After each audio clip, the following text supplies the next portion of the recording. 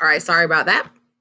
But are we going back and actually looking at the anticipation guide, looking at the student's original thought process before they had read anything in the text to see has their learning, has their new knowledge combined with their current knowledge, have they developed new ideas? What has changed and what in the text caused their thinking to change? So this is something we did in my class for Roald Dahl, the landlady. So I had students, I knew that I wanted them to really focus on irony and tone. So I had students to read these statements before reading and decide if that had a more positive or negative tone. And then they had to change afterwards. They had to look at that same quote and determine if when they actually knew that quote in context, it was what they thought it was on the surface. So let's take one that had changed. So for example, let's see here.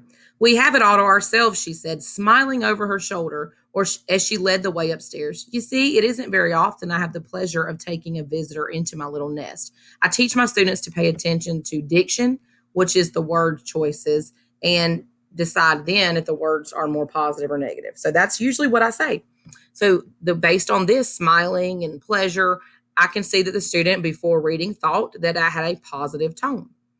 Afterwards, when they read this quote in context, you can see that it was really someone, the landlady who actually owns the bed and breakfast. She has a very creepy undertone. Like there is something about her personality that just does not sit right with readers. So when the students knew how it ended and they read this full text, then they could understand that it was not positive, it was negative, which also adds to their understanding of irony because it is the opposite of what one expects. So that helped students, when they came back and they looked at this as a whole, start to understand that better, the concepts that I wanted them to get based on this strategy. The next strategy I want to share with you is one called talk, read, write, talk.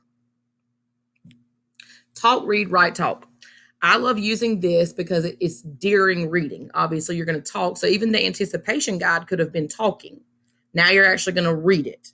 Then you're going to write a response in whatever you determine that you want them to write about. And then they're going to discuss it again. So I'm going to show you how I implemented this strategy during reading. And this can be used actually in all stages, before, during, and after their reading. But what I like about this is it helps students to do multiple things with reading strategies. They can be making predictions here as they talk. Then they can read and determine if their predictions were right. They can write about where their prediction was wrong. And then they can talk with a shoulder partner in small groups. That would work for predictions. Analyzing. What do you want them to analyze in that text? You could have them to discuss it before.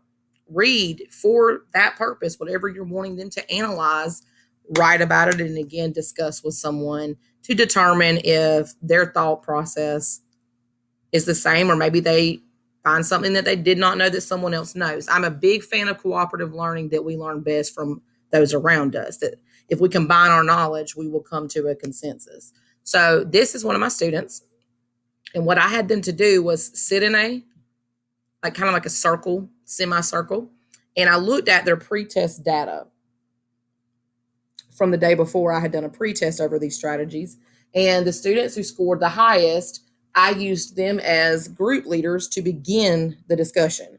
And they were responsible for determining if what their group was writing down, they would read it and determine if they felt that it was correct or not, and have that discussion. And then they had to, as a group, come up with a final answer that they posted on sticky notes. So they started out again with their discussion, and then they read. And while they were reading, I was having them to annotate text. And they were supposed to be looking for elements of theme, tone, irony.